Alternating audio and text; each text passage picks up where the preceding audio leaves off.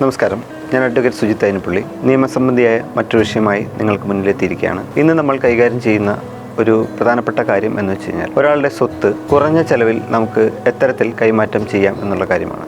ആദ്യമേ പറയാം, ഇന്നിവിടെ സംസാരിക്കുന്നത് വിൽ എന്ന് പറയുന്ന അല്ലെങ്കിൽ മരണപത്രം എന്ന് പറയുന്ന ഡോക്യുമെൻറ്റിനെ സംബന്ധിച്ചാണ്.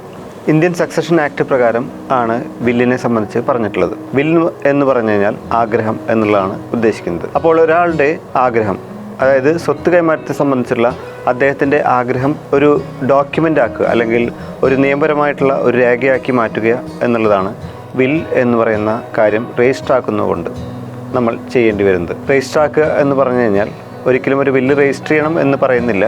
എങ്കിൽ പോലും ഭാവിയിൽ കൂടുതൽ നൂലാമാലകളും പ്രശ്നങ്ങളും ഇല്ലാതിരിക്കാൻ എപ്പോഴും ഒരു മരണപത്രം അല്ലെങ്കിൽ വിൽ രജിസ്റ്റർ ചെയ്യുകയാണ് കൂടുതൽ അഭികാമ്യം. ഇനി നമുക്ക് ഒരു വിൽ അല്ലെങ്കിൽ മരണപത്രത്തിൻ്റെ പ്രധാനപ്പെട്ട ഗുണങ്ങൾ നോക്കാം. ഒരു വിൽ എഴുതാൻ വളരെയധികം ചെലവ് കുറവാണ് എന്നുള്ളതാണ് അതിൻ്റെ ഏറ്റവും വലിയൊരു പ്രത്യേകത. മറ്റ് ആധാരങ്ങൾ രജിസ്റ്റർ ആക്കുമ്പോൾ പോലെയുള്ള യാതൊരു വിധ ചെലവുകളും, വലിയ ചെലവുകളോ മറ്റോ ഒന്നും ഈ വിൽ തയ്യാറാക്കുന്നതിന് ഇല്ല. ചുരുക്കത്തിൽ സ്റ്റാമ്പ് ഡ്യൂട്ടി ഇല്ല എന്ന് പറയാം. രണ്ടാമത്തെ ഒരു പ്രത്യേകത എന്ന് വെച്ച് കഴിഞ്ഞാൽ അല്ലെങ്കിൽ ഗുണം എന്ന് വെച്ച് കഴിഞ്ഞാൽ ഒരു വിൽ കാലശേഷം, ഒരാളുടെ കാലശേഷം മാത്രം പ്രാബല്യത്തിൽ വരുന്നുള്ളൂ.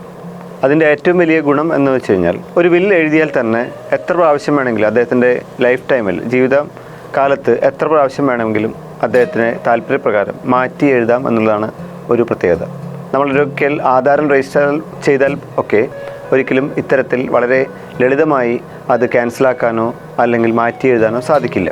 അപ്പോൾ ഒരു വിൽ എപ്പോഴും മാറ്റി എഴുതാം എന്നുദ്ദേശിച്ചത് അദ്ദേഹം ഉദ്ദേശിച്ച രീതിയിലല്ല അദ്ദേഹത്തിൻ്റെ അവകാശികൾ ചെയ്യുന്നത് എന്നുണ്ടെങ്കിൽ അദ്ദേഹത്തിന് അടുത്ത ദിവസം തന്നെയോ അല്ലെങ്കിൽ അടുത്ത കാലത്ത് തന്നെയോ ഒരു വിൽ മാറ്റി എഴുതുന്നതിൽ യാതൊരു തടസ്സവും ഇല്ല. കൂടാതെ ഒരു വില്ലിൻ്റെ വേറൊരു പ്രത്യേകത എന്ന് വെച്ച് കഴിഞ്ഞാൽ എത്ര സ്വത്ത് വേണമെന്നുണ്ടെങ്കിലും ഒരൊറ്റ വില്ലിൽ കൈമാറ്റം ചെയ്യാം, അല്ലെങ്കിൽ അദ്ദേഹത്തിൻ്റെ കാലശേഷം അദ്ദേഹത്തിന് ആർക്ക് വേണമെങ്കിലും കൊടുക്കാം. ഒന്നിൽ കൂടുതൽ ആൾക്കാർക്കും ഒരു വിൽ പ്രകാരം സ്വത്തുക്കൾ കൈമാറ്റം ചെയ്യാവുന്നതാണ്.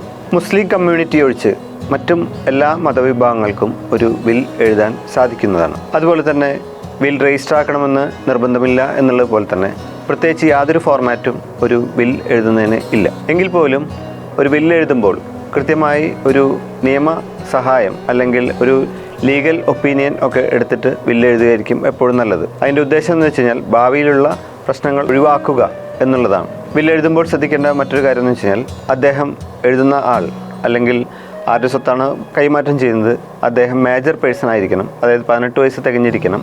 അതുപോലെ തന്നെ സ്ഥിരബുദ്ധി ഉള്ള ഒരാളായിരിക്കണം.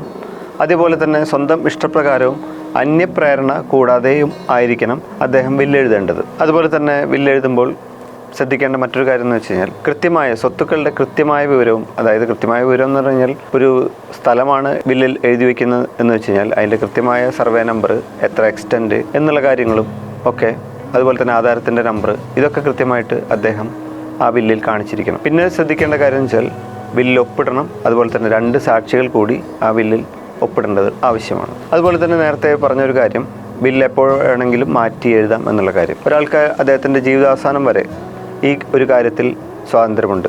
എത്ര വില്ല് എഴുതിയാൽ പോലും അദ്ദേഹം ജീവിതത്തിൽ ഏറ്റവും അവസാനം എഴുതിയ വിൽ ആയിരിക്കും നിയമത്തിൽ പ്രാബല്യത്തിൽ വരിക.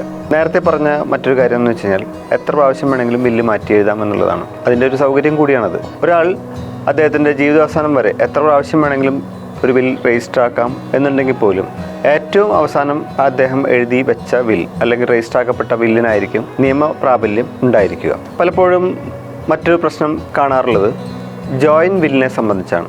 ജോയിൻറ്റ് വിൽ എന്ന് പറഞ്ഞു കഴിഞ്ഞാൽ ഒന്നിൽ കൂടുതൽ ആൾക്കാർ, സാധാരണ രീതിയിൽ ഭാര്യയും ഭർത്താവും ഒരുമിച്ച് ചിലപ്പോൾ ബില്ലെഴുതുന്ന സാഹചര്യം ഒക്കെ കാണാറുണ്ട്. പക്ഷേ നിയമത്തിൽ അങ്ങനെ ജോയിൻറ്റ് ബില്ല് എഴുതാൻ പാടില്ല എന്നൊന്നും പറയുന്നില്ല.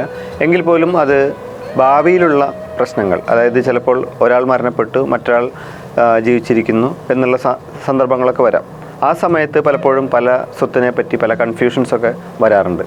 അതുകൊണ്ട് തന്നെ ജോയിൻറ്റ് വിൽ ഒരിക്കലും ഒരു അഭിഭാഷകൻ എന്ന നിലയ്ക്ക് പ്രോത്സാഹിപ്പിക്കാൻ സാധിക്കില്ല. നിയമപരമായ തടസ്സങ്ങളില്ലെങ്കിൽ പോലും സെപ്പറേറ്റ് വില്ലുകൾ എഴുതുകയായിരിക്കും എപ്പോഴും ഉചിതം. ഒരു സ്വത്ത് കൈമാറ്റത്തിന് പലതരത്തിലുള്ള രേഖകളുണ്ട്. സെറ്റിൽമെൻറ്റ് ഡീഡ്, അതുപോലെ തീരാധാരം, അങ്ങനെ പലതരത്തിൽ ആധാരങ്ങൾ രജിസ്റ്റർ ആക്കാനും ഒക്കെ സ്വാതന്ത്ര്യം ഒരു വ്യക്തിക്കുണ്ടെങ്കിൽ പോലും ഒരു വിൽ എന്ന് പറയുന്നത് എപ്പോഴും ഒരു ഫസ്റ്റ് പ്രിഫറൻസായി എല്ലാവരും ചെയ്തു വയ്ക്കേണ്ട ഒരു കാര്യമാണ്. കാരണം അതിന് വളരെയധികം ചുരുങ്ങിയ ചെലവിൽ ചെയ്യാം. അതുപോലെ തന്നെ എപ്പോൾ വേണമെങ്കിലും മാറ്റി എഴുതാം.